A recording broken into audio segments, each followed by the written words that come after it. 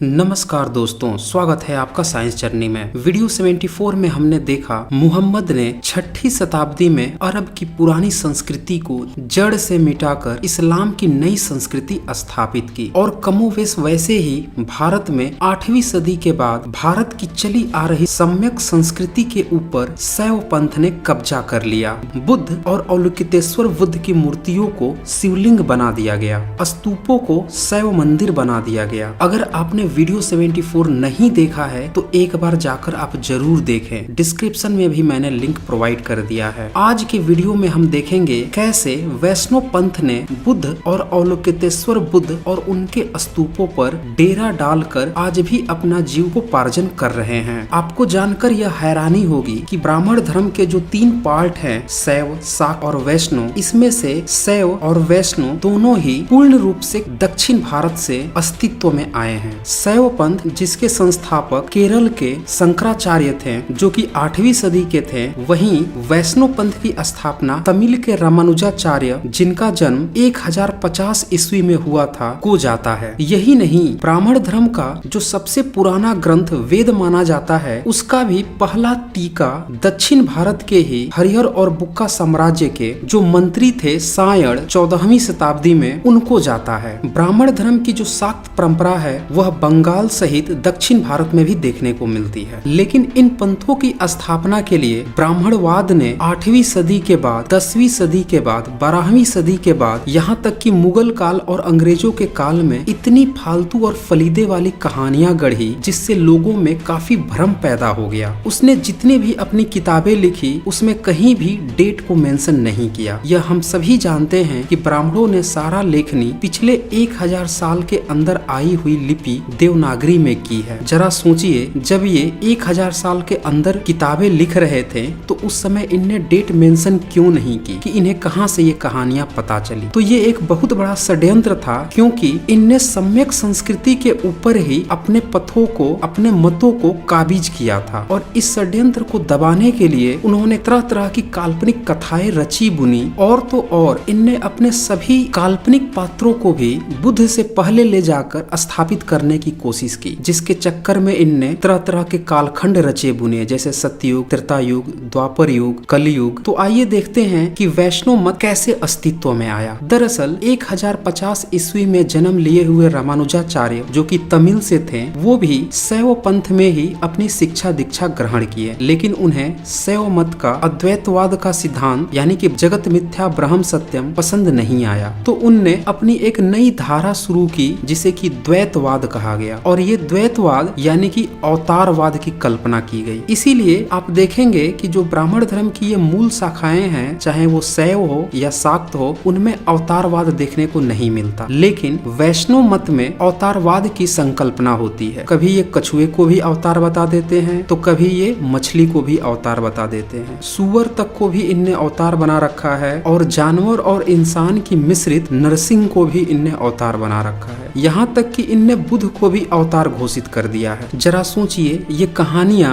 भारत की मूल संस्कृति, सम्यक संस्कृति की कीमत पे बुनी जा रही थी। आइए देखते हैं कि वैष्णव मत के वो कौन कौन से मंदिर हैं जो पहले सम्यक संस्कृति का हिस्सा थे, उस पर वैष्णव पंथ ने अब कब्जा कर रखा है। सबसे पहला है तिरुपति मंदिर, पुराना नाम त्रिवेंगदम है। चोल वंश जो कि 9वीं सदी से 13वीं सदी के बीच के कालखंड में थे, उन्होंने इस मंदिर को स्थापित किया था। कहा जाता है कि चोल वंश ने लगभग 1400 मंदिरों के निर्माण करवाए थे, और इन सभी मंदिरों में अवलोकितेश्वर बुद्ध की ही झलक देखने को मिलती है। अवलोकितेश्वर बुद्ध क्या हैं, उनके बारे में डिटेल से जानने के लिए आप वीडियो 74 जरूर देख लीजिएगा। इस मंदिर में स्थापित, जिसे तिरुपति बालाजी या वेंकटेश्वर भी कहा जाता है, को अगर आप ध्यान से देखें तो आप पाएंगे कि ये तो अवलोकितेश्वर बुद्ध ही हैं। इस मूर्ति के एक हाथ में शंख है, जैसा कि अवलोकितेश्वर बुद्ध की मूर्तियों में होना आम बात होती है। इसका अर्थ है अज्ञानता से उठकर अच्छे कर्म और दूसरों की भलाई करना। दूसरे हाथ में चक्र है जो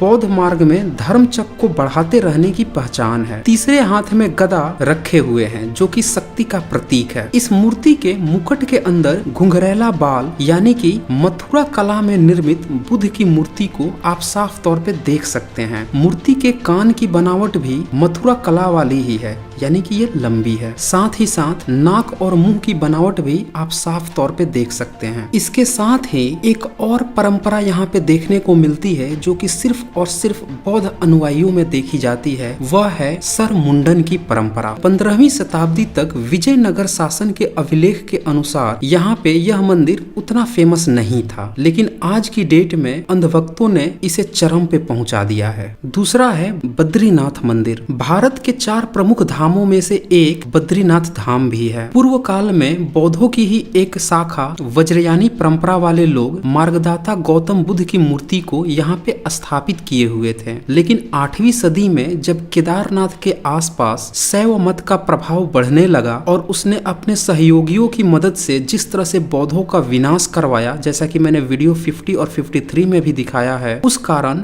बौद्ध वहां से तिब्बत तथा अन्य देशों की तरफ पलायन करने को मजबूर हो गए थे। उसके बाद आदि शंकर के अनुयायी लोग बुद्ध की मूर्ति को अलकनंदा नदी की बगल वाले तप्त कुंड में फेंक दिए थे। फिर 11वीं सदी में तमिल के रामानुजाचार्य, जिनने वैष्णव पंथ की स्थापना की थी, उस तप्त कुंड से बुद्ध की मूर्ति को निकलवा कर उसे विष्णु का अवतार कहते हुए अलकनंदा नदी के किनारे ही स्थापित करवा दिए। चूंकि वहाँ के जंगलों में बेर यानी कि बद्री के पेड़ बहुत ज्यादा थे, इसीलिए उसका नाम बद्रीनाथ रखा गया। आज जो बद्रीनाथ की आप संरचना देख रहे हैं, यह 15वीं सदी में गढ़वाल के राजा, जो कि वैष्णव मत से ही थे, उनने करवाई थी। एक बार फिर से इस बद्रीनाथ में स्थापित मूर्ति को आप ध्यान से देख लीजिए। वैष्णव मत द्वारा कब्जाया हुआ तीसरा फेमस मंदिर है मुक्तिनाथ मंदिर। यह नेपाल राष्ट्र के मुस्तांग जिले में अवस्थित है। इस मंदिर के बारे में तरह तरह की कहानियां प्रचलित है। कुछ लोग कहते हैं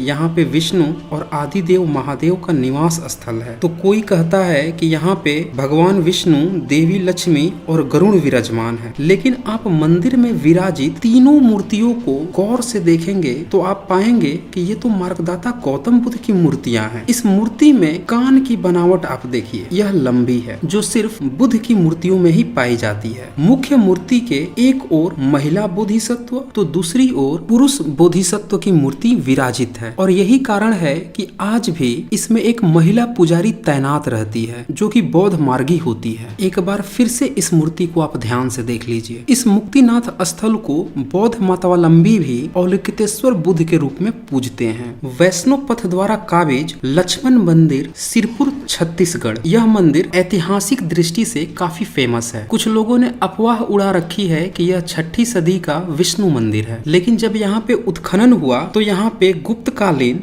बौद्ध के बहुत सारे अवशेष देखने को मिले, और एक अभिलेख भी मिला जिसमें लिखा हुआ है कि इस मंदिर का निर्माण हर्षगुप्त की विधवा रानी बाष्टा देवी ने 6ठी शताब्दी में कराया था। अब जरा सोचिए, वैष्णव मत तो 11वीं सदी में रामानुजाचार्य द्वारा स्थापित किया गया, तो यह कैसे 11वीं सदी से पहले ब्राह्मणों का मंदिर हो सकता है? दूसरी बात कि गुप्त काल में या हर्षवर्धन काल में कभी भी किसी भी ब्राह्मणों का मंदिर या मूर्ति नहीं पाया गया है। तीसरी बात कि यहाँ पे उत्खनन में उस समय के जितने भी प्रमाण मिल रहे हैं वो सारे के सारे बुद्ध मूर्तियों से रिलेटेड हैं। अब इस मंदिर में स्थापित बुद्ध की मूर्ति को ध्यान से देखें, यह तो अवलोकितेश्वर बुद्ध ही हैं। इस मंदिर को 3 भागों में बांटकर निर्माण कराया गया है। प्रथम भाग मंदिर का गर्भगृह है, जिसमें अवलोकितेश्वर मुद्रा में मार्गदाता बैठे हुए हैं। दूसरे भाग में मंदिर का निकास द्वार है, जिसमें नक्काशी द्वारा बुद्ध का अवलोकितेश्वर कई मुद्राओं में उनकी मूर्ति नक्काशी की गई है। तीसरा, इसके बाहर एक मंडप नुमा आकृति की बनावट मिली है, जिसमें कई खंभों द्वारा लोगों को ध्यान साधना हेतु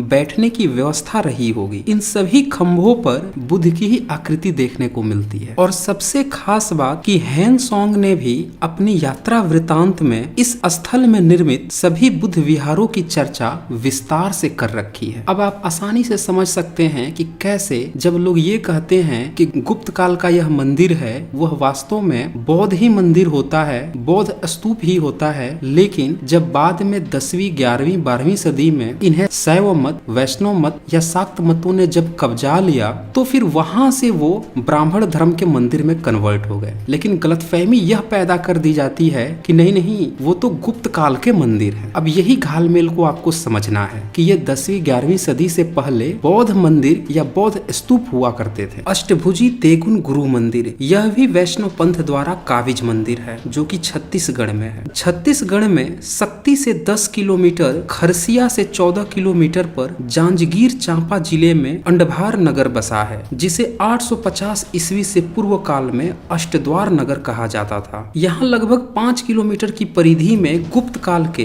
खगोलीय वेधशाला एवं बौद्धिक शिक्षा का केंद्र भी उत्खनन से प्राप्त हुआ है और साक्ष्य के रूप में यहाँ पे बहुत सारी खंडित मूर्तियों के अवशेष देखने को मिलते हैं। इस मंदिर में विराजित मुख्य मूर्ति के बगल में काले पत्थर से बनी हुई देगुन गुरु की मूर्ति को ध्यान से देखिए। साथ ही इस मंदिर में बिखरे हुए अष्टकमल की आकृति वाली मुद्रासन भी देखें, जिस अष्टकमल पर गौतम बुद्ध की मूर्ति स्थापित है। इसको आप एक बार फिर से ध्यान से देख लीजिए। इसी तरह से उड़ीसा का सूर्य मंदिर, यह भी वैष्णव पंथ द्वारा काबिज मंदिर है। वैसे तो उड़ीसा का सूर्य मंदिर आज सभी वैदिक अनुयायियों हेतु चमत्कारिक मंदिर है, लेकिन इसमें क्या चमत्कार है आइए उसको देख लेते हैं। दरअसल इस मंदिर के चमत्कारिक मूर्ति को काला पहाड़ नाम के एक मुस्लिक शासक ने तोड़कर इसमें रखी मूर्ति को समुद्र में फेंक दिया था, तब कोई भी चमत्कार नहीं हुआ था। इस मंदिर का पुनरुद्धार 13वीं शताब्दी में गंग वंश के राजा नरसिंह देव के द्वारा करवाया गया था। अब इस मंदिर की बनावट को आप ध्यान से देखें। इस मंदिर की बनावट में 2 प्रकार की शैली और 2 कालखंड के साथ 2 प्रकार के पदार्थों का प्रयोग साफ साफ दिखेगा। पहला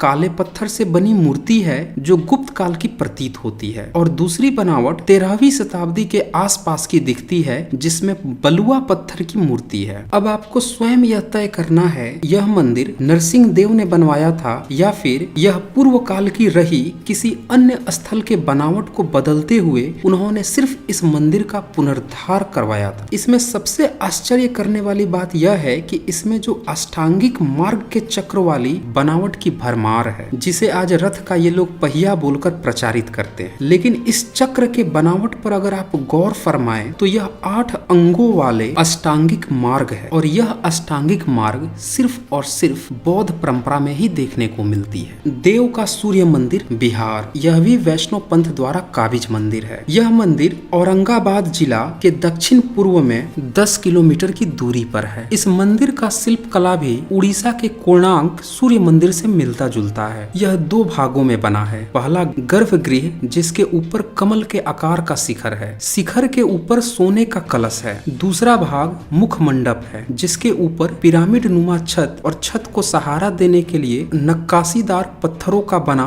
स्तंभ है। आमतौर पे हिंदू मंदिरों में पश्चिम में द्वार नहीं होता, लेकिन इस मंदिर में यह देखने को मिलता है जो कि बहुत ही आश्चर्य पैदा करता है। पुरातत्व विभाग इस मंदिर का निर्माण 8वीं 9वीं सदी के बीच मानते हैं। मंदिर के बाहर में एक पाली भाषा और धम्म यानी कि ब्राह्मी लिपि में लिखा शिलालेख मिला है। फिर भी इस मंदिर के अनुयायी इस मंदिर का निर्माण 7.5 लाख साल पहले का बताते हैं। अब जरा सोचिए पाली भाषा के शिलालेख किस कालखंड के होते थे। मंदिर में 3 मूर्तियां स्थापित हैं। इस मूर्ति को आप ध्यान से देखें, क्या यह बुद्ध की मूर्ति आपको नहीं लग रही? लेकिन आज इस मंदिर में जो बैठकर रोजगार चला रहे हैं वो इस मूर्ति की मूल बनावट को कपड़े से छिपा कर रखते हैं ताकि उनकी पोल न खुल जाए, और इसे सूर्य देवता कहकर प्रचारित करते रहते हैं। और तो और इसे त्रेता युग की काल्पनिक कहानी से भी जोड़ देते हैं। अब इस मंदिर की मूर्ति को आप ध्यान से देख लीजिए, और इसी मंदिर की दीवार के बाहरी दिशा में सटी हुई एक ये मूर्ति भी आप ध्यान से देख लीजिए और खुद ही तय करें कि यह मूर्तियां किसकी हैं। वैष्णव मत द्वारा काबिज एक और प्रसिद्ध मंदिर है जगन्नाथ मंदिर। इस मंदिर का जीर्णोद्धार कलिंग राजा अनंत वर्मन चोडगंग देव ने 1174 ईस्वी में कराया था। दरअसल यह मंदिर 12वीं सदी से पहले भी थी, लेकिन यह एक बौद्ध स्तूप के रूप में थी। कुछ इतिहासकारों का यह मानना है कि उस स्तूप में गौतम बुद्ध का एक दांत रखा था। बाद में इस दांत को श्रीलंका पहुंचा दिया गया। इस काल में बौद्ध धर्म के अवलोकितेश्वर मार्ग को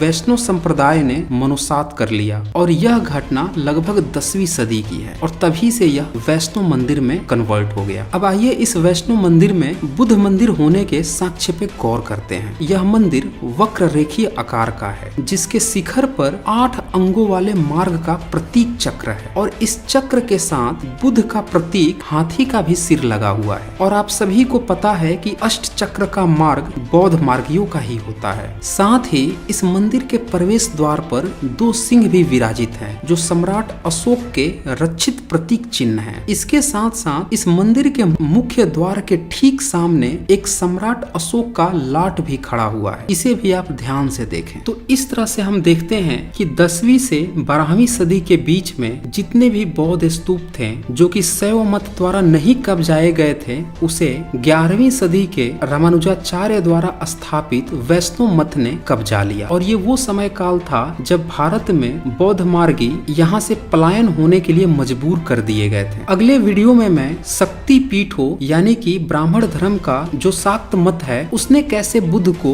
दुर्गा और काली बना दिया और कैसे इनने बौद्ध मार्गियों के ओम प्रतीक को भी कब्जा कर लिया, उसके बारे में डिटेल से चर्चा करूंगा। तो दोस्तों इस वीडियो को ज्यादा से ज्यादा शेयर करें ताकि सभी को पता चल सके कि भारत की जो सम्यक संस्कृति थी वह किस कीमत पे यहाँ से दफन की गई है। तो आज बस इतना ही।